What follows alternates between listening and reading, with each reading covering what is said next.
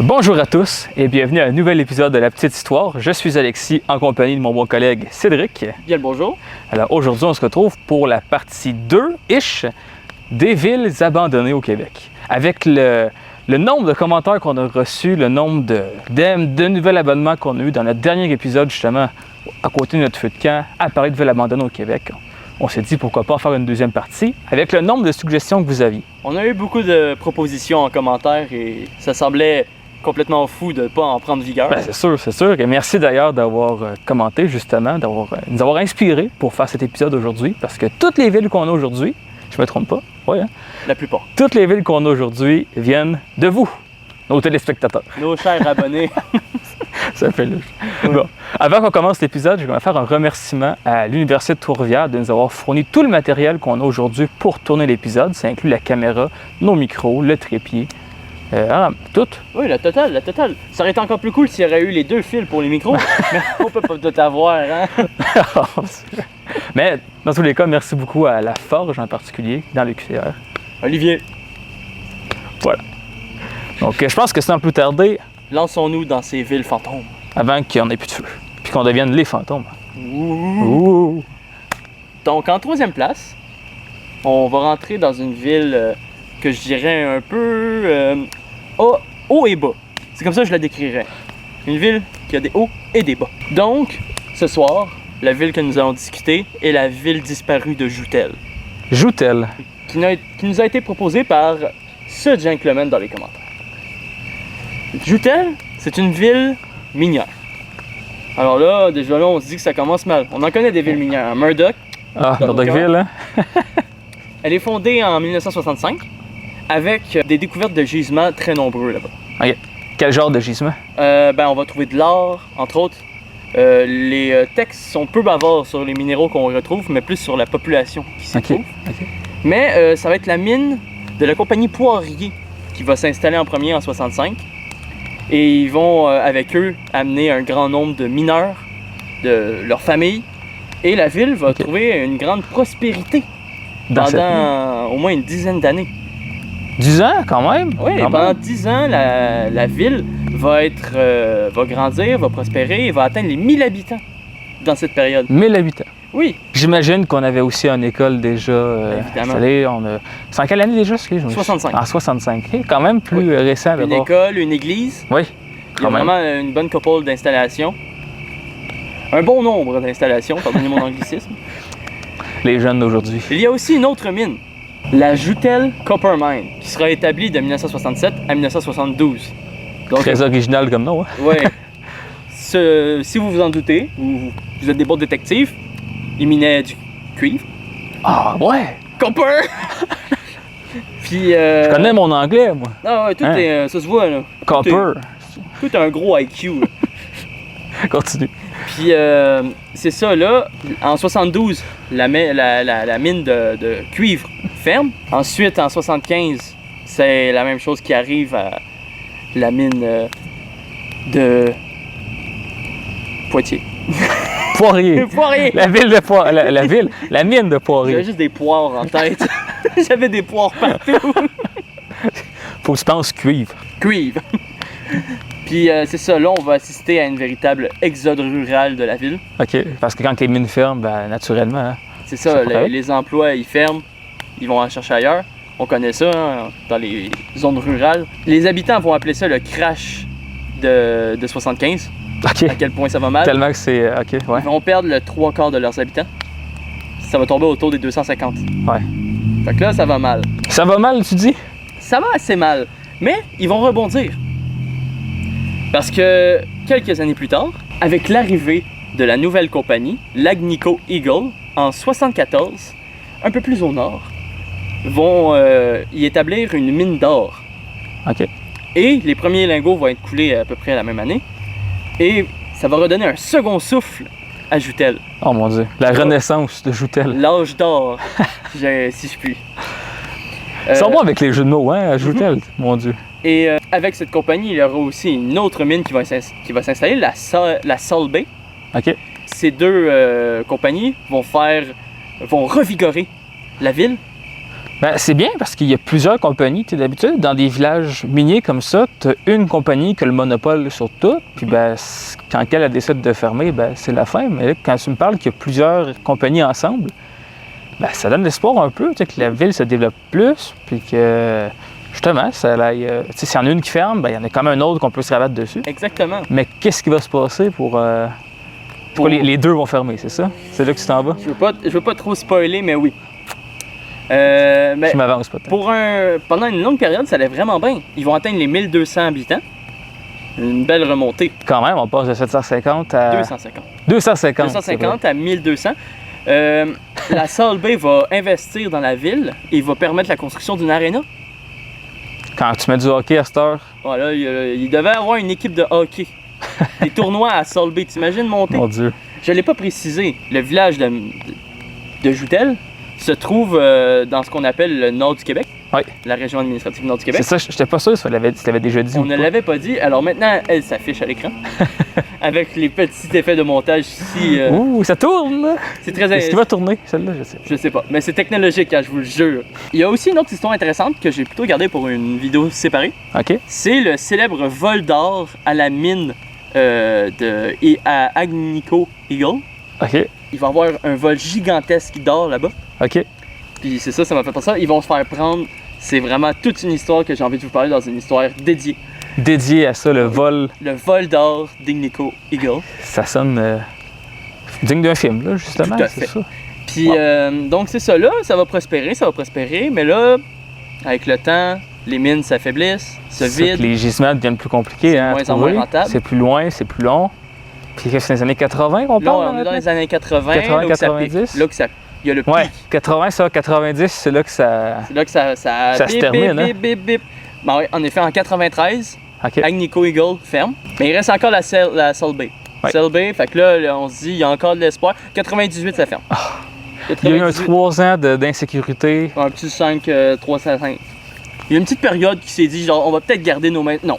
Non. On garde Non. rien. Quand ça ferme, c'est en 96. En 98. 98. OK. Puis ça va pas être graduel. La dernière mine ferme en 98. Le village ferme en 98. Ah oui. OK. Pourquoi? Toutes les maisons étaient les propriétés des compagnies. Ah oui, même en 98? Oui. C'est spécial parce que dans l'autre épisode, on avait parlé de la ville de Val-Jalbert, Val-Jalbert, que justement, c'était construit, toutes les maisons appartenaient à la compagnie. C'était des loyers qu'on payait à la compagnie, tout ça. Et quand ça l'a fermé, étonnamment, la compagnie a décidé de laisser les maisons à ceux qui voulaient encore rester, ou les racheter, tout simplement. Mais là, en 98, c'est plus vraiment ça, de ce que je comprends. Non, C'est vraiment... le village il a saisit été... tout.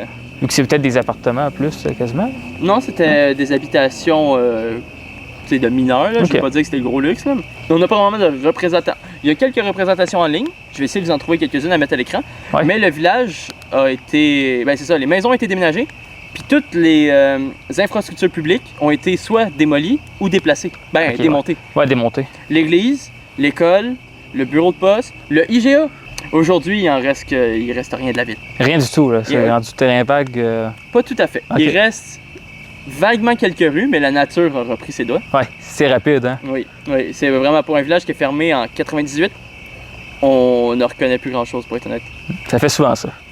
On peut à peu près dire où l'aréna était par rapport à une gigantesque base de béton OK. qui a commencé à être grandement mangée par la nature. Il y a encore la tour pour capter la télé. OK. On Ça pouvait reste. écouter TVA à Joutel, par exemple. Elle est encore là, mais tu sais, elle n'est pas top shape. Ouais, non. Puis tous les articles, les histoires que j'ai vues qui parlaient de l'état Ouais. avancé de dégradation de Joutel dataient de 2013. OK. Fait que là, un autre 10 ans plus tard, hein, c'est Ça a dû être rough encore plus. sûr. Donc, c'est comme ça qu'un village minier qui a connu plusieurs souffles Ouais. disparaît complètement. Même si on a 2 compagnies, c'est fini. 4 compagnies. Il y a 4, c'est En vrai, tout. un Poirier, tout ça, c'est vrai. As-tu des anecdotes sur les gens qui habitaient là? Des témoignages, peut-être? On parle souvent de l'esprit du village qui était présent. On savait que c'était un village minier, mais on avait un véritable enthousiasme de vivre là, de grandir là, d'établir une présence là. Et ça fait beaucoup, ça blesse beaucoup les gens qui ont dû partir de C'est Joutel. que tu t'attaches un peu à ton patelin, comme Oui, que, tout à fait. tu sais, toi, tu vas t'attacher à Saint-Lin, puis moi, ben, à Sorel, après tout. Tracy. Non, Ok, Pas ok. Tracy, Bon, pas Tracy. On va pas sur Tracy. C'est bon, on commence pas cette discussion. Mais oui, Il y a une valeur sentimentale. oui par exemple, il y avait un article de Radio-Canada que vous retrouverez sans doute en commentaire, en description, En description. qui justement font une entrevue avec la personne qui a possédé le IGA. OK. Puis ils vont Justement. sur place. Puis l'homme devient très émotionnel parce que c'était un bout de son histoire à lui. Il l'avait racheté avec son père. Il y avait une grande histoire avec. Puis voir juste un terrain vague avec vaguement un parking. Ça rend l'a ému. nostalgique. Non, c'est ça sûr. l'émeut. C'est sûr. C'est dur à voir de voir une personne perdre son histoire. Je m'imagine pas perdre mon village. C'est Ben non. ça, c'est quelque chose qui arrive pas souvent. C'est ça. On a eu beaucoup de commentaires. Il y a personne qui disait j'ai grandi à Pont-Neuf, par exemple, pour l'épisode portant sur le monstre de Pont-Rouge. De Pont-Rouge. personnes qui venaient de là, de personnes qui venaient de Hunterstown. Non, ça, il y en On a. avait un peu Hey, loin, hein. Hunterstown, un peu moins, hein? C'est un peu plus loin, non, mais tu sais, personne qui a parlé de Murdochville, par exemple, Ils ont dit Murdochville. Shefferville aussi. Hein, c'est super intéressant d'ailleurs d'avoir vos témoignages, voir que justement des gens des villes qui ont existé, qui sont encore un peu là aujourd'hui, puis qui nous parlent de ça. C'est super apprécié encore. Si jamais vous venez de Saint-Alain, n'hésitez pas à parler. Si jamais vous en sortez. Donc, c'est ça, c'est ce qui conclura un peu cette première ville. Parfait. Un destin relativement commun pour une ville minière, malheureusement. Tous les chemins mènent à Murdochville. Hein? Tous les chemins mènent à Murdochville, exactement. C'est ça. Alors, pour la prochaine, le top 2. Il fait trop. Ah là, prends une pause, mon gars, là, t'en as ben trop mis. Là. Nous sommes de retour après avoir battu le démon de la nuit. On l'a eu! Comme vous pouvez le voir, le feu s'est calmé. On a nourri le démon. On peut donc entreprendre la ville numéro 2. La ville numéro 2, que bon, là, j'ai mentionné Murdochville. Murdochville mentionné. C'est fait. Hein? C'est La job est faite. Sur ça, Murdochville, qu'est-ce qu'il y a de spécial avec cette ville-là? C'est pas ça qu'on va parler aujourd'hui, mais j'en profite pour la mettre comme ça. C'est que c'est une fiche. C'est une des seules, en fait, c'est la seule ville en Gaspésie aujourd'hui qui est dans l'arrière-pays. Parce que toutes les villes de la Gaspésie qu'on a dans la région sont à côté du fleuve ou de la mer. Ok, ouais, ils sont. Parce que c'est portent à tout bateau. interconnecté à la 132. Ok. C'est qui est comme la route principale pour y aller, on s'entend. Dès que tu vas aller dans les terres, ben là, ça devient plus compliqué parce que tu as des montagnes immenses, tu es loin de tout le monde. Puis, il faut que tu te rabattes sur des mines ou du bois. Ouais. Fait que des épisodes de villes dans l'arrière-pays, c'est rare, mais il y en a. Il y en a justement une en particulier qui m'a impressionné dans les commentaires, c'est Saint-Octave de l'Avenir. Parce qu'on disait justement que l'avenir était là-bas. On avait de grands espoirs. De grands espoirs. Saint-Octave de l'Avenir, c'est une ville qui va ouvrir en 1930, dans les années 30 environ, pendant la Grande Dépression. Oh, ça sonne bon, ça. Ça sonne bon, hein? Et qui va fermer aux alentours des années 70. Donc, on a 40 ans quand même d'histoire par ça. Ok. Donc, mise en contexte. Mise en contexte. Contextuel. On est pendant la Grande Dépression. Les affaires vont pas bien. Le taux de chômage monte comme qu'on se peut plus. Classique Grande Dépression. C'est ça. Les gens ont de la misère à manger, on cherche des jobs, ça va mal dans la ville surtout. Donc, à l'époque, dans les années 30, on a un ministère qui n'existe plus aujourd'hui. Le ministère de la colonisation. De la colonisation, créé par Honoré Mercier. Ça fait quand même longtemps, hein? Et ça a été aboli dans les années 60, justement pendant la Révolution tranquille, je ne me trompe pas. C'est soit le gouvernement de Jean Lesage ou le gouvernement de René Lévesque qui a fait ça. Je suis plus sûr exactement. Ok. Mais le ministère de la colonisation, justement, doit s'assurer de chercher des terres habitables pour envoyer les paumés travailler. Leur faire quelque chose au lieu d'être sur le BS, quoi. C'est ça. Ok. Ça peut des projets de société, hein? On en veut aujourd'hui. Dès la création du ministère, désolé, Oui. notamment la colonisation des pays d'en haut, qui Le a fameux. plus ou moins fonctionne avec le cuir et la belle. Allez voir notre épisode. Je savais que tu allais dire ça. C'est même pas voulu. Mais Je suis content que tu aies le c'est mentionné. super, hein? C'est super. Mais justement, en 1930, on regarde les pays d'en haut, peut-être pas encore, là, on a déjà fait quelque chose là-bas. On regarde les régions plus en périphérie. L'Abitibi, par exemple, mais surtout la Gaspésie. Oh. Parce que la Gaspésie, c'est très peu développé à l'époque. En Gaspésie, ben, tu avais des villages de pêche assez moroses qui n'allaient pas très très bien depuis plusieurs années. Ok, ouais. C'est pas mal ça, les pêcheurs ont toujours eu de la misère là-bas. Qu'est-ce qu'on n'a pas trop regardé par contre en Gaspésie, c'était son bois. Alors justement, Saint-Octave de l'Avenir, c'est exactement ça. C'est une ville qui va être ouverte pour du sciage. OK. Fait que ça va être du bois. Ça va être du bois, du gros bois. OK. On veut ça. Donc en 1930, on ouvre la ville. Les gens viennent s'établir là rapidement. On a vraiment un extase dans les années 30. On a vraiment un désir justement colonial. Tu sais, c'est dans nos veines de colonisateurs. Hein? C'est de notre, sales colonisateurs blancs. C'est notre destin manifeste à nous. Quoi. C'est ça. Tu as la religion dans tout ça aussi qui est là-dedans, bien sûr. Hein? Le curé qui était là. Main dans la main. L'emphase. Main dans la main. Main dans la main.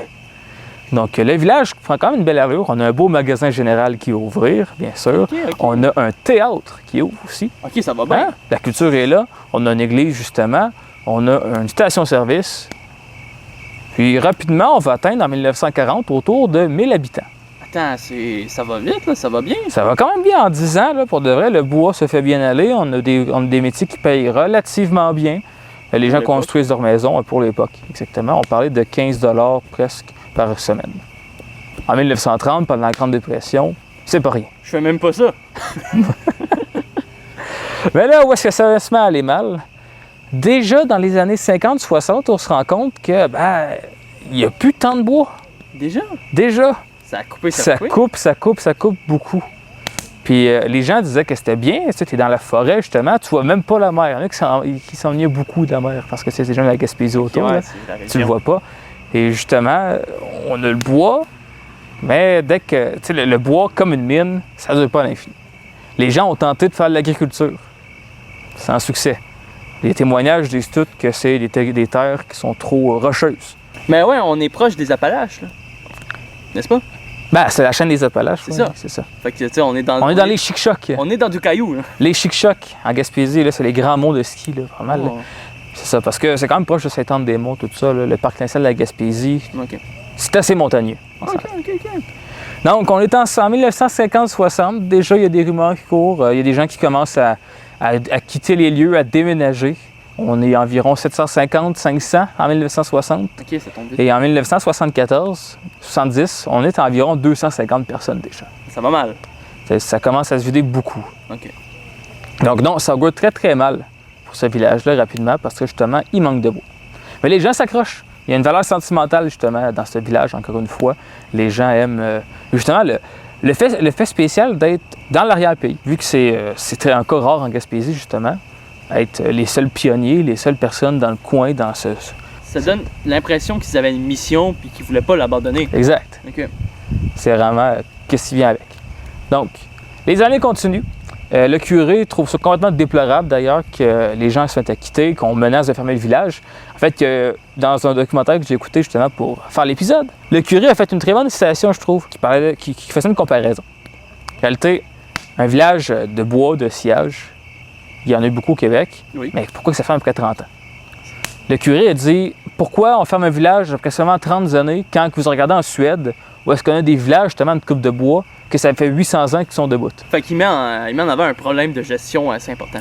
Il expose un problème de gestion assez important surtout, mais peut-être une mentalité qu'on a. Une mentalité qui est un peu, peut-être typique à nous. Le curé disait peut-être qu'on était inconscient. Inconscient. C'était de l'inconscience, qu'on n'a pas des bonnes valeurs, qu'on veut pas survivre plus peut-être. C'est dur à dire. Les valeurs.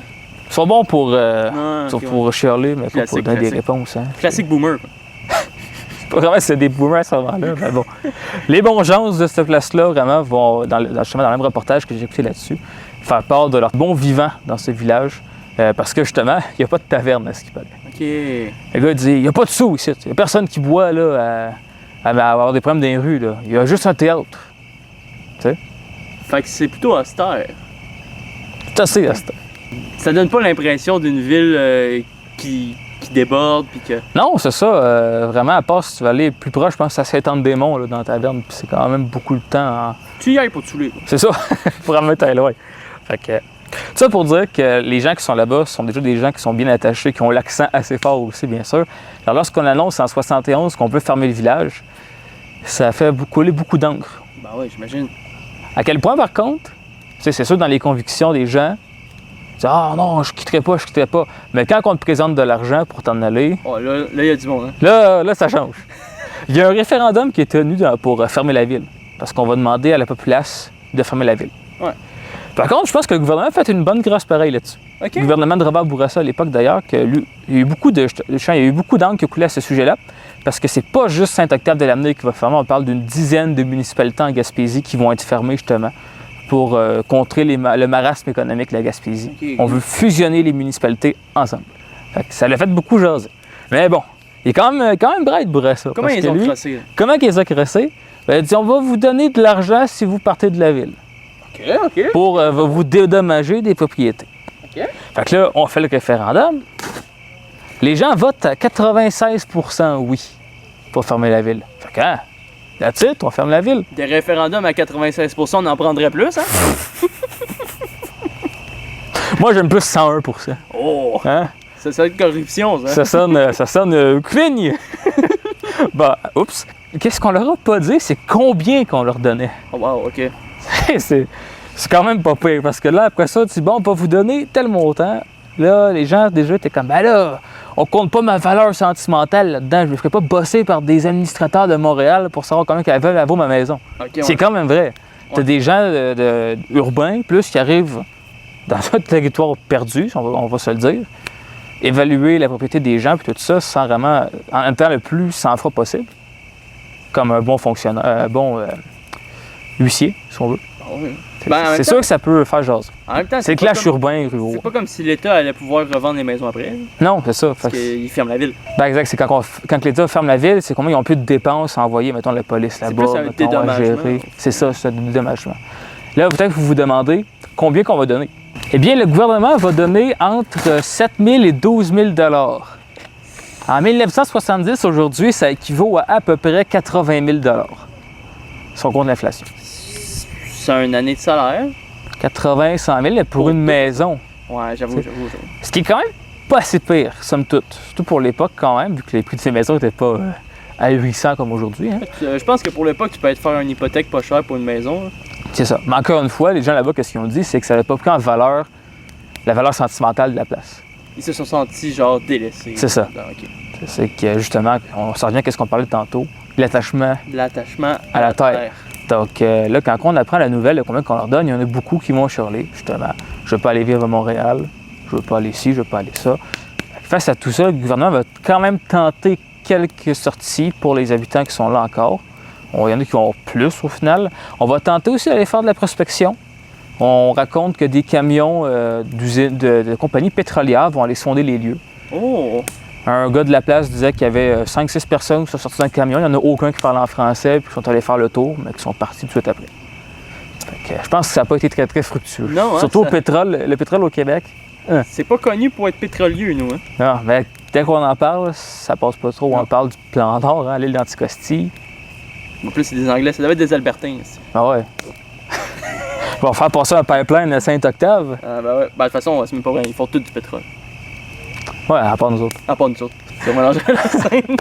Fait que, bon, tout ça pour dire qu'en 70, il reste environ une cinquantaine de personnes qui vont s'accrocher le plus qu'il faut pour ne pas se faire pousser en dehors de tout ça. Fait que c'est un peu les irréductibles gaulois. Ouais, pas mal. C'est ça. Il y en a qui disaient qu'on se sentait comme dans une réserve autochtone. Fait que ça te montre un peu les conditions de vie des Autochtones. Ah, quand même, ouais. Là, mais c'est quand même un peu touchant le documentaire. Tu vois, le gars qui essaie de vivre dans sa petite bâtisse, loin de tout. Que là, tranquillement, il apprend qu'il y a des gens qui sont venus couper ses fils électriques. Après ça, il apprend qu'on a bouché ses tuyaux d'eau. Ouais. Qu'il faut qu'il fasse fondre la neige pour avoir de l'eau potable. Tu sais, c'est le dernier des Mohicans, là. Le dernier Octavien. Ça, C'est un bon film. ça devient très. On dirait qu'ils ils choisissent une vie d'ermite parce que tellement ils sont attachés à la terre. Non, c'est ça. Fait que c'est un niveau de volonté de même, c'est admirable. Ben, tu sais, c'est des vrais Canadiens français qui veulent s'accrocher à leur terre, à la colonisation. Ah oui. Ils ont un rêve puis ils veulent pas l'abandonner. C'est ça. Fait que tout ça pour dire qu'en 1974, la ville ferme officiellement et que plus tard, en fait aujourd'hui, qu'est-ce qui en reste? On a maintenant une auberge qui est là. Ouais, c'est un village un peu récréo-touristique, Ok. un peu comme à Hunterstown. Dans l'autre épisode, on avait parlé qu'il y a le Baluchon maintenant, Oui. qui est un endroit bucolique, tiens. OK. Ben, c'est un peu ça aujourd'hui, l'église et l'école qui était à Saint-Octave, parce qu'il y avait une école. Ça a été transformé en bâtiment pour faire des activités plein air. Dans les années 80-90, il faut avoir des rassemblements de cadets là-bas, OK. pour des entraînements un peu militaires. OK, tout ça a été là. utilisé comme Des défilés. base. C'est ça. OK. Puis même que récemment, je pense qu'il y a quelques années, il y a eu un festival à Saint-Octave Ok. pour retisser avec justement le passé de cette ville. Fait qu'on essaie quand même de maintenir une attache culturelle Ouais. à la terre. C'est On essaie, mais aujourd'hui, à part l'église, qui est encore là, il va y avoir une belle photo qui apparaît justement, il n'y a pas d'autre chose qui reste. J'ai même aussi un peu scruté autour de la ville, autour de l'emplacement du village, Ouais, les environs. qu'est-ce qu'il y avait autour, puis on a encore sur Google Maps la route, qui j'imagine doit être assez Assez cabosseuse. Ouais, un peu. Ouais. Non, parce que des routes dans les terres de la Gaspésie, c'est quelque chose. Pour de vrai, c'est un peu le Far West, le Wild West du Québec, parce que c'est des routes qui sont là sur Google Maps, que tu peux prendre le trajet, mais qui n'ont pas été entretenues depuis 50 ans. Là. Ok, fait que Tu fais un mauvais tournant, puis ton char peut être tombé d'une falaise. c'est des traits de 4 roues, quoi. Presque. Aïe, aïe. Mais c'est des vraies rues qui ont été créées dans le temps là, pour le transport de bois, puis des mines à Murdochville, par exemple. Quand je suis en Gaspésie, justement, on me recommande. On a parlé d'une personne dans un parc national, puis justement, elle dit, vous avez tourné là, on n'a pas entretenu la route depuis 60 années. T'imagines, là? Aïe, ça doit être. En hiver, c'est fermé, puis même pendant l'été, Non, ça doit être quelque chose, ça doit être quelque chose. Mais merci Alexis de nous avoir fait part de ce village forestier qui est dans la norme des villages forestiers, quoi. c'est ça, tu sais. Ben, c'est ça le problème des ressources, des villages à ressources primaires. Hein, tu sais, c'est un peu Ça s'épuise. où est-ce qu'on est rendu aujourd'hui pour qu'une ville soit soutenable. Il faut qu'on soit dans le secteur secondaire, manufacture. Ben, je pense que tu Ou dans as le tertiaire. Je pense que tu amené un bon point. Le Seigneur, là, Ouais. il a amené un bon point dans le fait qu'on peut-être qu'on utilise mal les ressources. Peut-être. Tu sais, une ferme à bois. Tu sais, peut-être qu'on est trop dans le mode d'exploitation intense, de faire des coupes à blanc, parce que justement, c'est ça que j'avais pas fini tantôt, mais autour du village, tu vois encore plein de sites de coupes de bois, là, tu sais, à blanc. tu le vois sur satellite, là, à blanc, ouais. Non. Peut-être que c'est des coupes plus modernes aussi, là, probablement, mais Ouais. ça Mais- continue encore. Ouais, c'est ça, c'est une mauvaise situation. C'est peut-être aussi une mentalité au final de ressources illimitées. Ouais. On a de la forêt partout. C'est on ça. s'en calisse, là. C'est peut-être ça aussi qu'on avait là, comme idée à l'époque. Comme surtout, les Américains au final. là. Ouais. Think big, si. Pensez gros. Fait que ça conclut 2. Ouais. Good. Nous allons maintenant entrer dans la catégorie mention honorable. Eh ben non, il n'y en a pas. Il n'y en a pas malheureusement. aujourd'hui. Non, il n'y en a pas. Il y a des limites là. Ben, Murdochville! Murdochville, la ville fondée en. On leur reparle de ça. On Bon. rentre sur le top 1. Top 1. Ce village, qui est plutôt une installation, je dirais, mais j'ai quand même voulu en discuter, OK? n'a pas été abordé dans les commentaires. Il a été trouvé pendant mes recherches. Ah. Parce que je me disais que je pourrais quand même amener ma petite touche. Puis je suis tombé sur un village qui m'a particulièrement intéressé parce qu'il semble être en décalage complet avec l'histoire nationale québécoise. Ah oui? Tu sais, il y a la thèse qui dit que on a une histoire par ressources. Oui, la thèse La laurentienne. thèse Laurentienne. La théorie des ressources motrices. Le blé, ensuite le bois, castor. bois, Pêche, castor. Pêche, fourrure, bois, blé. Dans l'ordre. Je m'en souviens. Le cours remonte de longtemps. Fait que toute l'industrie, toute la colonisation, toute la façon de penser du pays était reliée aux ressources. Et ce village, cette installation, plutôt je devrais dire, semble défier cette logique OK? et être en retard complet. Comme moi en secondaire 3 quand j'ai appris à faire mes multiplications, mettons. J'étais un peu en retard. Le village de Skelatoe semble en décalage complet avec l'histoire nationale. OK? Pourquoi? Eh bien, il est fondé en 1915. Il y avait déjà des installations autochtones un peu dans les environs qui avaient divergé parce qu'en fait, il y avait 3 groupes de ce que l'article disait des têtes brûlées OK. qui sont en fait une nation Atikamekw. Tête brûlée, Ok. c'est l'ancien mot péjoratif. C'est comme dire indien, mettons. Ouais, ou Esquimaux. Esquimaux, exactement. Ouais. Il y avait beaucoup de nations autochtones dans la région. OK. Ben. Rappelle-moi la région. Oui, je ne l'ai pas Tu mentionné. l'as pas merci. mentionné, d'accord? On est dans la Mauricie, OK. en plein cœur. On est en fait un peu au sud du réservoir Grouin. OK. Fait que dans le coin de la Tuque, un peu. Exactement, tout ça. la Tuque. Ok. Et la Tuque va revenir plus tard dans l'histoire. OK, parfait. Donc c'est ça, il y a les nations Atikamekw qui sont un peu divisées en 3 groupes qui se divisent un petit peu par tout le territoire. Un groupe justement à Oskelanoe, un autre groupe qui va partir complètement dans le nord, pratiquement dans les boréales, Ah oui, et un autre qui va aller à Obidjouan. Abidjouan. Obidjouan. Oui. Un village qui va être plus au nord. Mais les deux villages, les deux régions vont être accessibles par un fleuve, Une rivière. une rivière, oui, tout à fait. C'est un fleuve, c'est un cours d'eau. Fleuve, ça va pas dans la mer, là. Il y a le Saint-Laurent qui fait. T'as un fleuve au Québec! Le Saint-Laurent, il fait ça, puis il remonte entre les deux. C'est rendu une croix, c'est le fleuve. Vous êtes ici. On est de retour après avoir nourri le démon. Va bien, Donc c'est ça, la voie navigable qui séparera les deux villes Ouais. est d'un simple 72 km. pas super. En bateau, En bateau, c'est Ça se fait. c'est ça. C'est long, mais. puis en plus, il y aura des travaux pour rendre obsolète le fait de devoir le traverser à la main. OK. Pour le éviter le rattacher, portage, le là, c'est reconnecter, ça, bon. éviter le portage. OK. Donc on va encore réduire le temps encore plus. Quand même, surprenant qu'il y ait des travaux comme ça aussi loin dans le nord. La raison pourquoi Oskalanoe va prospérer, contrairement à Abidjouan, c'est que la raison principale, le chemin de fer. OK. Un chemin de fer Il qui y se aura rend un chemin de jusque- fer jusqu'à Abidjouan, jusqu'à Oskalanoe. OK. Pourquoi un chemin de fer ici? Eh bien, dans les années 1910, il y avait encore la traite de la fourrure dans la région. Ah oui. Oui. OK. La Donc, compagnie de la baie d'Hudson continue. Exactement.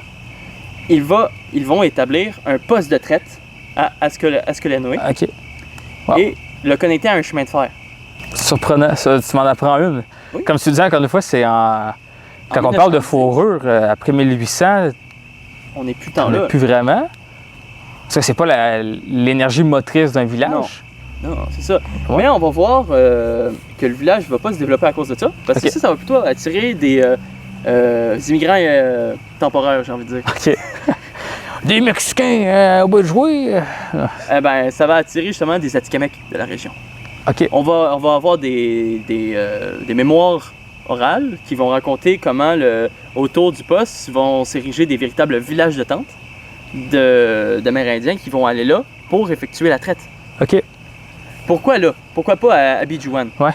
Ben, de un, grâce au chemin de fer, les prix pour la marchandise est beaucoup moins cher. Parce qu'à Parce que le transport est moins cher. Exactement, à Abidjouan, l'été ça se fait en canot Ok. et l'hiver en chien de traîneau. Eh boy. Donc tu peux en emmener moins, Ouais. puis C'est c'est beaucoup plus cher, puis c'est beaucoup plus long. À à Oskalanoe, c'est straight pipe de train à là. Hmm. Et ensuite, parce que à Oskalanoe, c'était géré par des francophones. Ça a un nom quand même assez. Ben, c'est un autochtone, on s'entend, mais c'est géré par des francophones. Oui, parce que les mémoires orales, encore une fois, racontent que les Autochtones préféraient cet endroit parce qu'il y avait une atmosphère plus détendue, plus, admettons, laisser faire OK. de la part des francophones, à la place qu'à Abidjouan. Là, c'était géré par des Anglais. C'était OK. plus... Je pensais que Abidjan c'était géré par des autochtones. Mais... Oui, mais il y avait aussi un autre poste là-bas. OK. Oui, ça, le poste en tant que tel était géré par des C'est ça. Fait que c'est pour ça qu'ils s'étaient plus attirés là, parce qu'il y avait le chemin de fer, moins Ok. cher. Puis c'était géré par des francophones. Fait Ok. que les gens étaient plus... c'était plus chill. Ah! J'en profiterai pour mettre un petit morceau de carton dans le feu. Un autre carton de plus? Allons-y, allons-y. Lâche-te lousse. J'en ai pas. Ben, tu sais, on le dit souvent que les francophones, ils ont un bon vivant. Oui, et surtout que les francophones ont entretenu des meilleures relations avec les autochtones pendant un très long moment. On veut moins du business, plus de. De la un mot qui relation, nice. C'est ça. de l'amour entre les peuples. Le rêve de Champlain. Oui. C'est quoi son rêve? Vos femmes marieront nos maris. Oh, c'est beau. Et on fera un nouveau peuple. Que Champlain, lui, il était là dans l'amour des peuples. C'est un Ouais. habitant du monde. Donc, le Un village, habitant du monde. le village va se développer extensivement autour du poste. OK. Il y aura un bureau de poste qui va se créer, un magasin général, Ah, ben là. le bon vieux. S'il y a un magasin général, on est parti. Là. Et là, un chemin de fer va attirer avec lui un grand nombre de colonisateurs blancs qui vont être là, pourquoi? Pour le bois. Ah, un peu du bois en plus. Parce que sur tout le long du chemin de fer, il y a une magnifique forêt Qui attend juste ça. de bois résineux. Ah, pour les Un porter bois papier. parfait pour le bois, la pâte et papier, exactement. OK. Donc là, on va en voir le village progressivement se transformer de village de traite Ouais. à village de bois. OK. Même les autochtones vont devenir, autochtones et blancs, vont devenir travailleurs saisonniers, coupeurs de bois. Les deux vont être bûcherons. Oui. Ah ouais. On va vraiment assister à une colocation. Le De la part partage des de peuples. culture a dû se faire en maudit, on s'entend. Ah oui, là, oui, ça là-bas, doit être tu sais. quelque chose. C'est Puis, il y a quelque chose qui attirait encore plus les autochtones, c'était le train tout simplement. OK. Peut-être que c'est le texte d'un colonisateur blanc assez connard que j'ai lu, mais il disait qu'ils étaient fascinés par cette machine de fer. Donc, à mon avis, c'était juste un gros raciste. Même si je dois avouer que quand je vois un train, je suis quand même assez... Ah ben, tabarnak, c'est beau ça. Fait qu'imagine un gars qui avait pas vu de train avant, tu sais. Mais quand même raciste en question. Un peu paternaliste. On va pas se le mentir. Hein. C'est ça. Il y a plusieurs... ben, il y a pas plusieurs. En fait, j'ai trouvé qu'un seul texte d'historien sur la ville, de Camille Laverdière, dans les années 50, qui racontait justement que la raison principale de l'existence du village, c'était le train. Mais pas uniquement, étonnamment. Ah non? Une des raisons pourquoi il y a eu un déplacement autochtone là, c'est à cause de la création du réservoir La Loutre. Ah! Il y a les inondations. Exactement. Les inondations ont poussé la population autochtone à se déplacer et ils sont allés vers le hub de la région. Qui était... Ouais, c'est vrai. Ben, le réservoir Gouin, ça, c'est la Shawinigan Water and Power. Exactement. Hein, qui va construire plein de barrages là, justement. Puis que ça va faire des ravages dans les communautés autochtones. Parce que bon, ça inonde. Après ça, ça amène des arbres. Oui. Puis qu'est-ce qu'il y a dans les arbres, dans l'écorce des arbres? Du mercure. Ça va polluer l'eau, ça va... pollue l'eau, ça devient pas buvable hein, au final. Ils vont beaucoup en parler dans les textes, dire que une fois que les ressources ont été épuisées, autant aquatiques que terrestres, ouais. Ils vont devoir aller de plus en plus loin. Puis justement, ils vont parler de pitounes qui vont être faites dans la région. Ouais. Ils vont parler de bûcheronnage. Et un fait intéressant, une fois que dans les années 30, c'est là que l'industrie va, l'industrie et la société à Skelanoe va atteindre son apogée. En 1930? Dans les années 30. OK. Drôle de timing, j'ai envie de dire. Ouais. Le bois est de plus en plus en demande. La fourrure, ça va encore à peu près. Ouais. Mais le bois s'épuise. Et il y a une autre industrie qui vient prendre sa place. L'hydroélectricité? Non, même pas. Ça ne devinera jamais. Pas les mines? Non. Non? L'agriculture de petits fruits. Ben non. Parce qu'avec petits fruits, la déforestation massive et les feux de forêt, OK, qui sont assez majeurs dans la région. Ah ben oui, hein, c'est bon la cendre pour les bleuets. Ça fait pousser une quantité excessive de bleuets. Pendant la guerre, en 1945, ouais. En une année, ils vont produire 12 000 paniers de 11 gallons de bleuets. Aïe aïe! Après ça, on dit que Saguenay est la capitale du bleuet. Non. Rangez-vous. Le lac Saint-Jean. C'est la Mauricie maintenant. Mais ça va pas durer parce qu'au final, les épinettes gris puis tout ça, ça va reprendre la terre. Ouais, puis tranquillement, ça va acidifier après ça. Puis... Oui, parce que ça, la cendre, oui. C'est bon pour le bleuet. Oui, puis ça aime... C'est basique. Ça aime avoir le soleil direct, quoi. Ça l'aime pas l'ombre. C'est ça.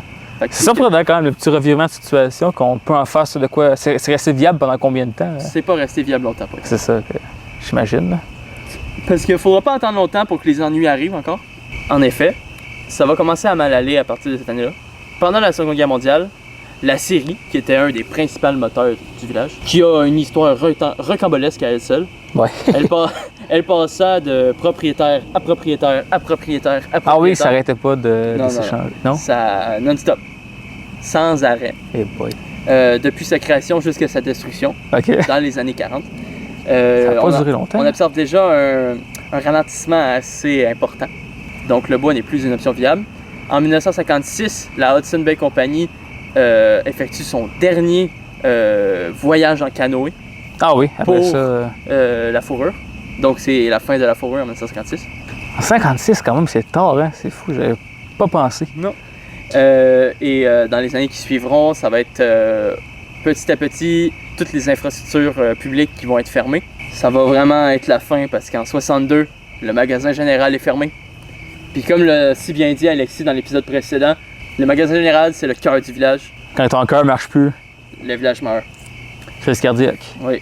Quelques années après, ça va être le bureau de poste. Pour mettre le clou dans le cercueil, j'ai envie de dire, la route entre Saint-Félicien et Chibougamau est complétée. Oui. Donc ça rend le chemin de fer et la voie navigable qui l'accompagnait relativement obsolète. Vu qu'on a une voie terrestre à cette heure. Exactement. Donc là, le village est de petit à petit abandonné. Et on observe une dépopulation croissante, j'ai envie de dire, qui va culminer à la fermeture du village. Et qu'est-ce qui va en rester va être des petites habitations, vraiment de la survivance. OK. Et en 2000, la région va être rattachée à la Tuque, la ville de la Tuque. Et ça va devenir une sorte de territoire non reconnu autochtone. Puis ça va rester ainsi pour longtemps. OK. Un territoire non reconnu. Ben, en fait. C'est pas une réserve, mais. C'est ça. OK. C'est genre, ça a été occupé, mais c'est pas reconnu comme tel. Après cette petite coupure moto. Coupure moto. Ah. Okay. Alors, on est dans le bois. Hey, c'est pas ça, là. Une moto des bois. C'est le cri de la chouette. Est-ce qu'il y a encore des gens qui habitent là aujourd'hui? Il y a quelques personnes, oui. Mais c'est assez abandonné, tu vois. C'est pas. Ouais, il y a une route, la 109, qui s'y rend, qui est toujours présente. Parce qu'au final. Ah, ok, ouais. C'est comme la fin, ouais. C'est ça, c'est laissé à l'abandon. C'est un peu comme à Saint-Octave de la Ville. Exact, il y a encore la route qui est là. Non, j'avais écouté un documentaire là-dessus sur Radio-Canada qui parlait de comment c'était très dangereux des routes comme ça, non balisées, parce que Google Maps t'es fait emprunter. Puis des fois, elles sont fermées. Là, c'est ça. Il y a quelqu'un qui est dans une réserve dans le coin de l'Abitibi. Oui. Qui a suivi une route de GPS, que le GPS a fait prendre. Il est passé sur un pont qui était pas entretenu depuis une quarantaine d'années. Il a cassé, puis il est mort. Littéralement. Là. C'est des histoires comme ça qu'on entend dans notre Grand Nord. C'est ça. Pour conclure, je trouvais ce village assez intéressant dans le sens que c'est pas une histoire commune. On est d'accord, là, c'est décalé. C'est quelque chose quand même de voir ça aller, que tu aies un mélange de cultures comme ça, comme tu parles d'anglais, de français, de canadien, puis d'autochtones, au final. Les trois ensemble un peu. Qui se mélangent à la même place, puis qui arrivent à rendre une économie obsolète presque, viable, pour un certain moment. Pour un certain temps. C'est sûr que ça n'a pas duré longtemps, on parle de quoi, 30 ans? Une trentaine d'années pour la fourrure, à peu près, oui. Ouais. Pas si pire quand tu y penses, c'est sûr, mais pour si ça ne survit pas des années 50, bonne chance en 70 et en 80. Ouais, c'est sûr, quand ça va moins bien. Ouais. Ce qui est encore plus surprenant, c'est que c'est comme la vie sur Terre. Il a fallu plein de facteurs précis pour que ça arrive, puis s'il y en a un qui fuck, ça marche pas. Ouais. Est-ce que tu savais que... Ben, c'est sûr que tu savais pas, vu que t'as pas fait de recherche sur la ville, là. Non. Mais la ville de Oskelanoe a failli jamais exister. Ah oui? Parce que la gare, la raison principale, était pas là avant. La gare, à l'origine, était à la ville de Froissart, à 1 mile, soit 1 km 6, avant. Puis qu'est-ce qui s'est passé pour qu'on la fasse aller plus loin? Eh bien, ils ont réalisé que Oskelanoe, avec sa jonction grâce à son cours d'eau, qui l'amenait à Abidjan et à d'autres secteurs, en faisant un hub bien plus intéressant. Ah, OK, tout simplement. Donc, quelques années plus tard, la deuxième gare sera faite là. Ah, OK. Donc, on va faire une petite rallonge. Oui, une petite rallonge, 1 mile. Tu vois, c'est plein de petits facteurs qui fait que la ville aurait jamais dû exister. C'est ça. Qui ont fait qu'elle existe. L'effet papillon, hein, comme on dit. Inonder des terres autochtones, création de Oskelanoe. On devrait en inonder plus, hein? Évidemment, après avoir fait une blague aussi puérile, le micro décida de rendre l'âme. Je vais donc vous faire la conclusion en voix off. J'espère que vous avez apprécié la vidéo. Si oui, n'hésitez pas à laisser un like, partagez-la, dites-nous ce que vous en avez pensé en commentaire. On se revoit pour une prochaine vidéo. Allez, ciao!